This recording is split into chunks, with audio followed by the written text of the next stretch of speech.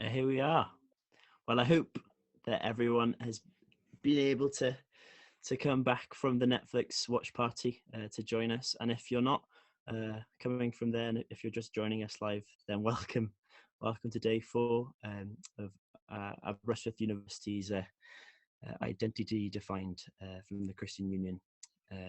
Today, we're going to be discussing media and identity in media.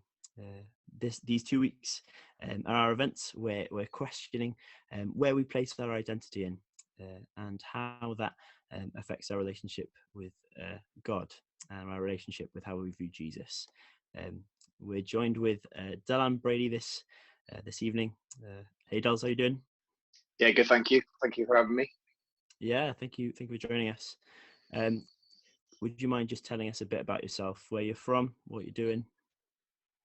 I am Dylan. I am I'm living in Cardiff at the moment, where I've lived since I studied there at university. Uh, I show my age now. I started as a fresher in 2011. So yeah, 10 years I've been in Cardiff. I'm from London originally, and yeah, studied English literature at university. Met my wife here, and we got married 4 years ago, and then we had our little boy in October. So if I seem particularly tired and spaced out, that will explain why, I hope. Yeah, fair enough. We'll definitely take that into account. Cheers. And so, what are you doing now? I work for a church here in Cardiff in a little council estate called Gabalva. I've attended that church since I came to Cardiff, and then I've started working there 2 or 3 years ago. The last year has been weird. I feel like I've become a YouTuber really in the last year. But I love working for the church and being part of that community. Oh, great to hear. Yeah, it is strange talking to a camera, isn't it? Does pale in comparison to the usual. But we are glad to have you here. Thank you. So you mentioned you're a literature student, but you have a strong interest in media. Oh yeah, definitely. I probably watch too much. Cardiff is great. It's got many cinemas, and they all compete against each other to give the cheapest tickets. So on a Meerkat movie night on a Tuesday, you could go to the cinema for £2, which is brilliant. And so I'd often find myself going to the cinema 2 or 3 times a week. Yeah, don't tell the students at Aberystwyth that we struggle to just keep a cinema open. So yeah, I know. I think Truman show just came out in Aberystwyth, which is kind of harsh. Yeah, but no, I do watch probably too much. But no, I enjoy it very much. Do you have a favorite film? The last great thing that I watched that I think will be remembered for a long time is Marriage Story, that came out I think last year. I love that film. I love Fargo's up there with my favourites, and Do the Right Thing, and Psycho. A big Hitchcock fan. I got to do a Hitchcock semester at a module when I was at university, and that meant I was able to watch Hitchcock films for my degree, which was great. Yeah, oh, that's good to hear. So you're definitely a good authority on all things film. That's good to hear. Yeah, I hope so. Well, I'll leave it to you. Yeah, take it away. Great, thank you very much. Well, I thought I would take you to Fairview, as it's only right for me to do. So I hope you can with my green screen for a little bit. I thought this would transport you back to Fairview, but maybe it's a bit distracting, so maybe I'll take that off. But yeah, I hope you enjoyed watching the Truman Show. I hope some of you had seen it before, or maybe some of you are watching it for the first time. And it probably came out, funnily enough, before many of you were born. And to be fair to myself, I'm acting like I'm much older than you, but I was only 5 when it came out. But having rewatched it, it really stands up to the test of time, doesn't it? And in fact, I think it's probably only become more relevant in the intervening years. And apparently, when they were making the movie, some of the actors thought it was over the top and it was a bit ridiculous. Why would people want to watch someone else just live their life? They thought it was the concept was a bit ridiculous that people would tune in to watch Truman's life. It doesn't make sense, really, does it? But fast forward to 2021, where reality TV and lifestyle vlogs reign supreme. I remember growing up, and my least favorite thing in the whole world was when there was a one-player game on the GameCube growing up, and having to watch my big brother play video games.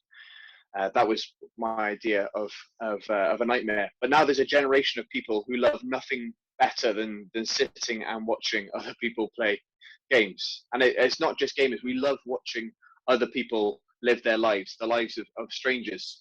The difference between the Truman Show and today's culture is that people have usually agreed to being filmed. So you've got reality TV shows of people living in a house together that don't know each other, or living in a jungle together, or dating each other, or being posh on screen, or being very unposh on screen, or marrying each other at first sight. Or the most ridiculous, I think, of all is watching a TV show of people watching a TV show. I think it's only a matter of time before we have people watching Gogglebox and watching people's reaction to watching people watching TV. How much deeper can you get? Or think of YouTubers and vlogs and people watching others do their home renovations or tutorials. Or you guys have been asking a lot about my skincare routine, or people sharing their life goals, or they're ranting at the camera, or couples pranking each other, or people unboxing things. Is that still a thing? Or people sharing recipes, or sharing their CrossFit workouts. I don't know what people are doing now, but we obsessively watch the lives of others. And tonight we're looking at this theme of identity. And I think, having watched The Truman Show, there are many issues raised in the film that I think we would really benefit from thinking about in a bit more detail. And I hope you can follow where I'm going tonight. And obviously there are some films that are entertainment for the sake of entertainment. They make us laugh, or they have big explosions and fight scenes and lightsabers, and they allow us to escape the world we're in for a couple of hours. Saying that, I made the stupid mistake of watching Contagion 2 weeks into lockdown last year, which is just, don't do that. But the other type of film is one that not only entertains, but asks the viewer to think. So we not only enjoy as we watch, but in the hours and the days and the weeks afterwards, we're still processing what we've seen. Now, The Truman Show is definitely one of those films. It's less than 2 hours long, and yet it leaves you with so many questions. It says so much about the human condition.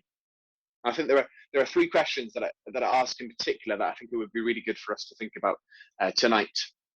So let me ask you these questions and see what the Truman Show says about life and what the Bible says about life.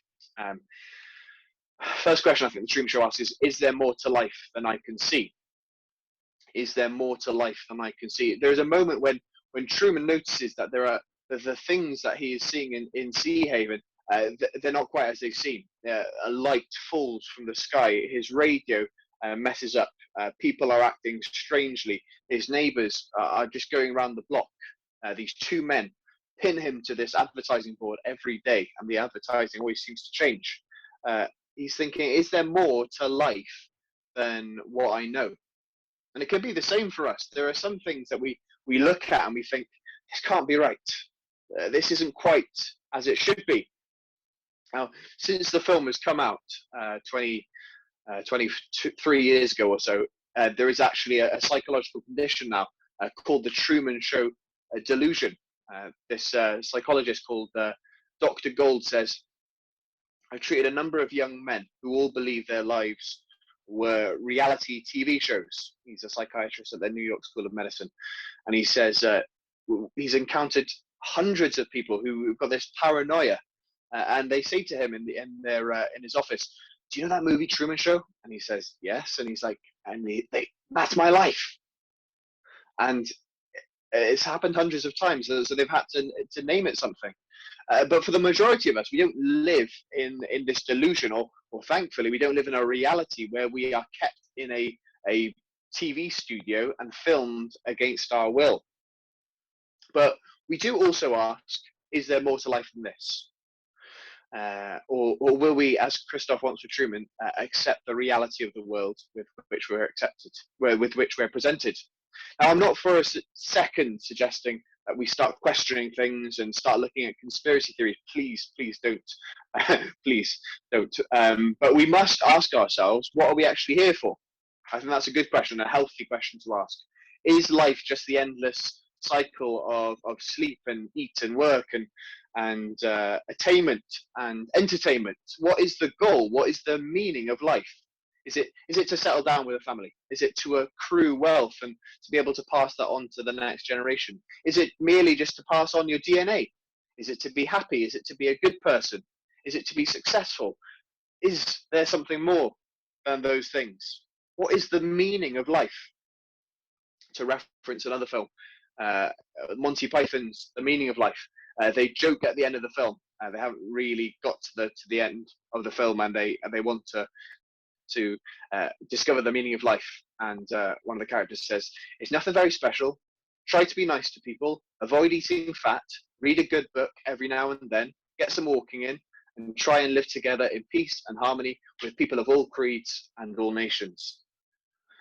And to be honest, that probably sums up what most people try and live life as today. Is that all there is, though? Is that all there is to life? Is it just about being kind? Is it about staying in shape and keeping up with the latest ideas? The last year or so has led many of us, I'm sure, to consider, what is life all about? As we're bombarded with statistics about death and sickness, it leads us to reflect, doesn't it? Why am I here? When I look back at the end of my life, what will I have achieved? Will I be remembered? Did I make a difference? What was the only point of it? To have fun and to kind of fill my days with pleasure? Or is there something more? Nice, gentle, straightforward question for us to consider off the bat. Second question I want us to consider, and I think it really comes through with this film, is who am I? This is the big question, isn't it, in the film? It's the big question that we are forced to wrestle with in our lives. Who am I? What am I doing? Where did I come from? Where am I going? There is a moment in the film where Truman starts drawing on his bathroom mirror with a bar of soap towards the end of the film, and he draws an astronaut helmet around the reflection of his head. He winks at the mirror and he says that one's for free. And it's a turning point in the film, isn't it? Truman has realized that his world isn't real. Not that he understands the extent of how fake it is, but he's realizing that his life is a lie. And in reality, we know, don't we, that his life is a TV show beamed into the homes of millions of people across the world. Everything he does by a camera. His wife and his best friend aren't his wife and his best friend. They're just paid actors. And the premise of the show that Christoph has created is that it's reality TV. And despite the fakeness that surrounds Truman, he is real. Truman is real. He is the true man. Clever, isn't it? And yet the realization that the world around him is all fake is quite rightly causes Truman to question his identity. Who am I? And it's a question we all ask ourselves. Who are we? And we kind of get ourselves labels and hobbies and interests to try and find out who we are. And when we're little kids, we're defined by what our favorite color is or what our favorite toy is. And when we're teenagers, we try and define ourselves by what bands we like or what clothes we wear or what our sexuality is or the people we hang out with or the decisions that we make to shock our parents. And then we get to university or that stage in life and it shakes us up a little because we need to think, don't we? Really, what am I doing? Who actually am I? I don't know if you've had that sort of existential kind of 3 a.m. kind of teary moment in your life yet. I'm sure it will come in the next few years. I think our late teens, early 20s are pivotal for people, because it does lead us to question and contemplate these things. Who am I? Does my life mean anything? And the Bible tells us something that we take for granted, but we certainly shouldn't. The Bible tells us right at the very beginning of the Bible, in a book called Genesis, God created man in his own image. God created man in his own image. In the image of God, he created him, male and female. He created them. God made people to be like him. Every human, therefore, has value. Maybe you take that as a given, but that comes from the Bible. That sort of thinking, which has formed Western thought, really, comes from the Bible, and we take it for granted. And people therefore have value. They are precious, regardless of what they look like, where they come from. They are little reflections of God. And whereas Truman's life was this artificial creation, he was subject to Christoph's thirst for control and to get more viewers. But we have been created by God, and we are created to be like him. Well, how does that work? Well, in a number of ways. God is creative, and so are we. So he made the world and everything in it. And we too create. We make things, don't we? We take pictures, and we paint paintings, and we make documentaries, and we make omelets, and we write essays. A creative God made a creative people. Like God, we are intelligent and rational. No animal would have the capacity to watch a film and then to contemplate its meaning like the human can. Only the human asks the existential question of, who am I? We are made to appreciate beauty. A horse doesn't stop galloping to admire a sunset. You don't find your dog shedding a tear as it listens to a beautiful piece of music. We're also moral. We've got a sense of right and wrong, no matter how our parents raised us, or what time period we're from, or where in the world we've come from. We've all got this sort of moral compass that tells us whether we're doing something right or wrong. We're relational. Some of you might be extroverts, some of you might be introverts, but we cannot exist on our own as humans. That's why solitary confinement is used as a form of torture, isn't it? And that's why the last year where shielding and social distancing and self-isolation have become a thing. That's made life difficult, because we're relational people, just like God made us. And finally, we're spiritual. For 20 centuries, humanity across the world has worshipped a higher power. It's only in the last 150 years that atheism has really become a strong kind of line of thinking. One person said, we as people are incurably religious. We're always looking for something more. And God has made us so that we're not only thinking about the horizontal, but we're looking vertically as well. So as we have seen Truman question who he is, we see something of what we see in every one of us. The desire to ask each and every day, is this me? Who am I? And the answer is, you are someone made in God's image, which I think is pretty cool. But if we're special, if we're created to be like these little reflections of God, unique to everything else in the world, why is everything so difficult? Why are we still looking for answers? Why are we still so confused all the time? Which leads us to our third question. Where am I going?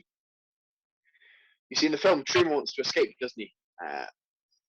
Although this, I've called it Fairhaven. I think it's Fairhaven or Fairview. I'm not sure. I've got it different places different names in my script. But it's a tidy and quiet and picturesque place, isn't it?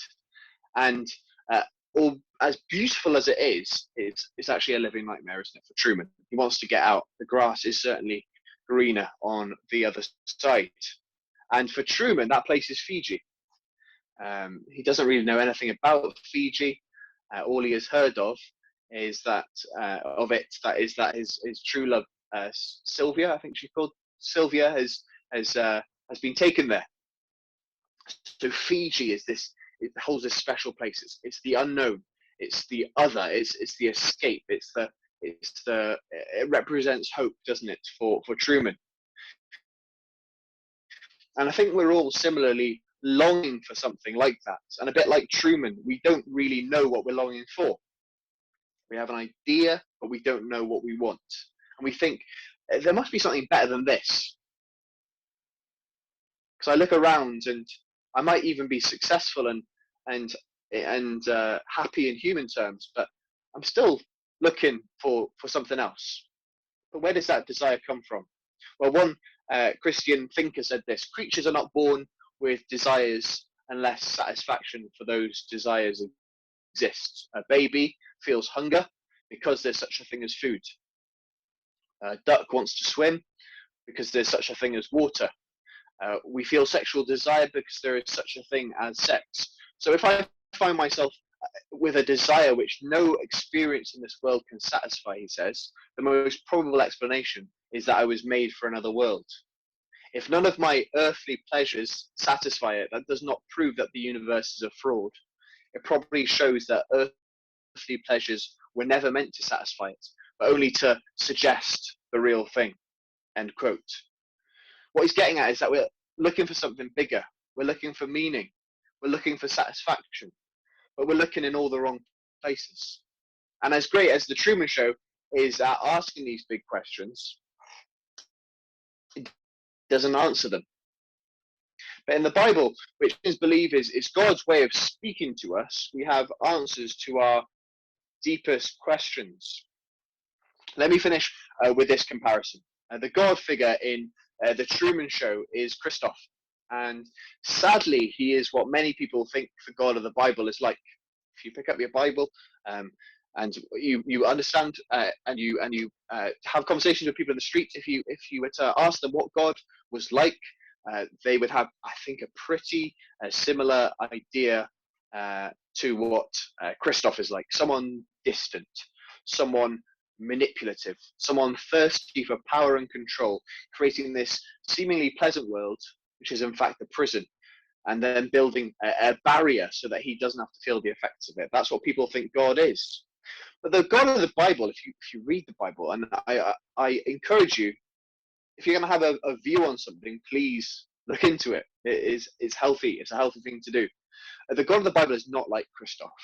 He is not someone who created humanity in order to entertain himself, to satisfy his need for power. Whereas Christoph is morally bankrupt, selfish, and unable to understand how people work. The God of the Bible loves people, loves his people. Remember towards the end of the film, and Truman is sailing, is conquering his fear of water, and he's sailing to the edge of his known world. And Christoph is willing to let Truman die in order for his audience to be entertained. And one of his producers says, the whole world is watching. We can't let him die in front of a live audience. And do you remember Christoph's reply? Well, he was born in front of a live audience, implying that it's just the natural conclusion for Truman's whole life to end like this. It started on camera and it'll end on camera. But at the center of the Bible is the fact that God loved people so much that he didn't stay in this studio far away. There is a book in the Bible called Philippians that I'm just going to read from now. And it says this: Jesus, who being in very nature God, did not consider equality with God something to be used to his own advantage. Rather, he made himself nothing by taking the very nature of a servant, being made in human likeness. And being found in appearance as a man, he humbled himself by becoming obedient to death, even death on a cross. So the Bible talks about God himself, the creator, stepping into his broken world. Jesus, who is God himself, if you'll pardon the pun, becomes a Truman, a true man. It tells us that although he was God, he made himself nothing. He took the nature of a servant, a lowly carpenter, which would have been amazing in and of itself, but it doesn't stop there. It says that he came to die. And you might wonder, why do you Christians always go back to this cross thing? You might wonder why are there always crosses found on church signs and in their buildings, why Christians wear them as necklaces. It seems weird to be going on about this one thing, this rather morbid moment in the Bible. Jesus of Nazareth was a real person. He died a painful death on a cross at the hands of the Roman Empire after being betrayed by the Jewish religious leaders. You can read about it in the Bible, which is historically accurate, and you can read about it in sources outside the Bible. In that moment, they thought they had silenced him. They thought they'd put an end to him. They made a spectacle of him, executing him in the most public and most shameful way they could. But it was in this moment that God's rescue plan was made possible. Why? Well, in that moment, all the things that we have done wrong, every time we've been selfish, every time we've been cruel, every time we've been spiteful or prejudiced or harsh, every lie, every theft, every violent act, every angry word, they were all dealt with in that moment. Jesus said, I will take the punishment for those things. I didn't do those things. I lived a perfect life. But because of my love for you, I will die in your place. And that is why Christians always go on about the cross, because it's the most amazing moment in all of history. And so Jesus died. But what good would it be if it ended there? We would have a God who saw our need for a savior, who came down and lived humbly and perfectly, but then he died. But this is where it gets even better. 3 days later, he rises again. It's attested to by eyewitnesses who later die for in reaction to it. They are willing to put their lives on it. So we know it happened. And that's the really, really good news, because it shows that even the most fierce enemy that we could possibly face, death itself, can be defeated. So this evening, as you may be asking, like Truman Burbank himself, you might be asking, who am I? Is there more to life than this? Where am I going? And I've got great respect for you, student cohort of 2021, because you have been a student in possibly the most difficult time to be a student. And I've got massive respect for you. But it's maybe been really difficult for you this year. Maybe it's caused you to really weigh up, what is life all about? Well, watching films like this will help further ask you questions, but the Bible has answers to all these questions. And maybe this is the first time you've ever come to a Christian event. Maybe this is the first time you've had anything to do with Aberystwyth Christian Union. And maybe it's the first time you've heard about Jesus and what he's done and what his claims are. And maybe you haven't agreed with everything I've said. But if you want to know more about these things, I don't live in Aberystwyth. I wish I did. It's a lovely place to be. But I'm in Cardiff, so I can't be of much help to you. But why don't you turn to the person who or text the person that invited you and ask them if you've got any questions. I'm sure they would absolutely love to answer your questions, or at least try. And I'm sure they'd love to have a chat with you and talk about these things. Yeah, thank you so much for having me, and keep watching good films and keep asking the big questions.